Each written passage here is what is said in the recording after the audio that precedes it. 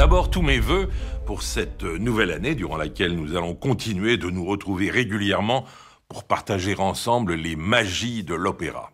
Et précisément, c'est avec une magicienne que je vous invite à ouvrir 2017, une magicienne qui s'appelle Alcina et qui répondra au désir que plusieurs d'entre vous m'ont exprimé de retrouver dans Viva l'Opéra quelques ouvrages baroques. Celui-ci, cette Alcina de Handel, est considéré comme un des joyaux de ce genre. Filmé à l'Opéra de Vienne, ce spectacle est signé du grand metteur en scène britannique Adrian Noble, qui a imaginé de nous entraîner dans un très chic salon anglais où est présentée la représentation d'Alcina. Avant de plonger du salon dans la nature, une nature exubérante, débordante de couleurs vives qui semblent les effets de la magie d'Alcina. Mais il faut dire quelques mots du cadre de cette histoire tirée du fameux Roland Furieux de l'Arioste. Sur son île magique, Alcina attire les hommes et après les avoir aimés, les transforme en rochers ou en ruisseaux ou en bêtes sauvages. L'un d'eux, Ruggiero, est précisément tombé dans les filets d'Alcina, mais celle-ci, qui pour une fois est vraiment amoureuse du jeune homme, le garde en son pouvoir. Alors que Bradamante, sa fiancée, veut l'arracher aux griffes de la magicienne. Tout l'opéra va donc nous faire assister aux efforts de la fiancée Bradamante, déguisée en homme sous le nom de Ricciardo, pour briser le sortilège d'Alcina et libérer Ruggiero ainsi que tous les autres captifs. Mais tout cela serait trop simple, on est dans l'opéra baroque quand même, hein. Et il y a des intrigues secondaires qui vont pimenter l'action, en particulier la rencontre de Morgana, la sœur d'Alcina et donc aussi magicienne, et de ce beau guerrier Ricciardo, en fait, vous le savez, Bradamante, la fiancée déguisée, et dont Morgana tombe aussitôt amoureuse, bien qu'elle soit elle-même déjà fiancée à Oronte. Cependant, Alcina clame son amour pour Ruggiero, ce qui ne fait pas les affaires de la chère Bradamante, sa fiancée, dont du fait de son déguisement, Ruggiero se détourne sans la reconnaître.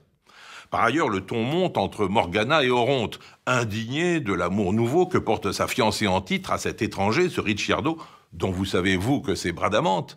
Et pour tout compliquer, Oronte, on ne sait pourquoi, fait croire à Ruggiero que sa chère Alcina en pince pour le jeune Ricciardo.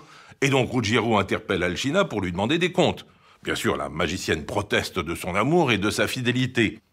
Bradamante n'en peut plus et révèle à Ruggiero qui elle est, ce que nie aussitôt son tuteur Mélisso. Et bien sûr, c'est ce dernier que croit Ruggiero. Arrive alors, vous suivez toujours, Morgana qui annonce que sa sœur Alcina a l'intention de prouver à Ruggiero son amour en transformant le fameux Ricciardo, c'est-à-dire, vous vous en souvenez, Bradamante, en bête sauvage. Catastrophe. Mais le dit Ricciardo a la présence d'esprit de demander à Alcina de convaincre sa chère sœur qu'il n'y a pour elle aucun danger puisque le cœur de Ricciardo appartient à quelqu'un d'autre. Ce que Morgana entend comme une déclaration d'amour pour elle. Et le premier acte se termine ainsi sur un air magnifique dans lequel Morgana se réjouit de cet amour. Alors bon, c'est vrai, ce n'est pas simple. Mais derrière ces chassés-croisés, il y a un spectacle magnifique avec des décors raffinés, des costumes somptueux, une virtuosité autant visuelle que musicale dans cet incroyable écheveau de sentiments et de déguisements.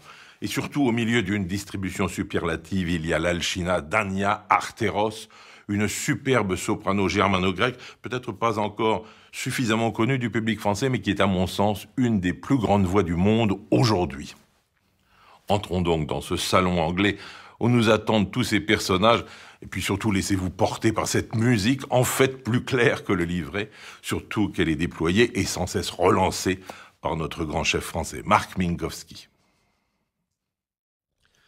Vous avez bien suivi le premier acte ? Le deuxième va être plus simple, à présent que tous les personnages vous sont connus. Ruggiero a enfin compris qu'il est victime d'un sortilège. Son ancien tuteur, Mélisso, arrive fort à propos pour l'éclairer en lui passant au doigt un anneau magique qui lui fait découvrir qu'en fait, l'île d'Alcina n'a rien d'un paradis, bien au contraire. Il est donc décidé à suivre les instructions de Mélisso pour s'enfuir, mais le poison du doute s'insinue. Et si c'était une nouvelle manigance d'Alcina ? Et si cette Bradamante qui se présente à lui, sa fiancée dont il se languit à présent que ses yeux sont dessillés, si cette Bradamante était Alcina déguisée, pas facile de se décider. Et pourtant, il ne voudrait pas la repousser une seconde fois si c'est bien elle. Pendant ce temps, Alcina a préparé la transformation de Ricciardo, alias Bradamante, en bête sauvage. Mais Ruggiero l'en dissuade.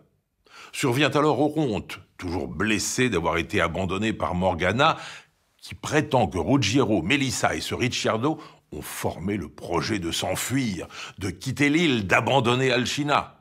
Celle-ci est déchirée.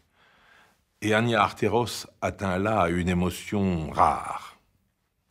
Morgana, quant à elle, refuse de se laisser aller comme sa sœur, refuse de croire au Orontes, hélas pour elle, et pour eux, elle surprend bientôt une conversation entre Ruggiero et Bradamante, celui qu'elle prend encore pour Ricciardo, et elle est outrée de découvrir la double trahison dont sont victimes sa sœur et elle-même. Mais Alcina a entrepris d'invoquer les esprits pour empêcher la fuite de Ruggiero. En vain, la magie ne fonctionne plus. Alcina est au désespoir et elle l'exprime dans un air absolument magnifique. Au début du dernier acte, l'amertume a fait son apparition. Morgana, dépitée, essaie de regagner les faveurs d'Orontes, son officiel fiancé, mais celui-ci la repousse. Alcina exige de Ruggiero qu'il lui explique pourquoi il veut la quitter. Et bien sûr, elle n'accepte pas ses raisons et jure de se venger. Tout va alors s'accélérer.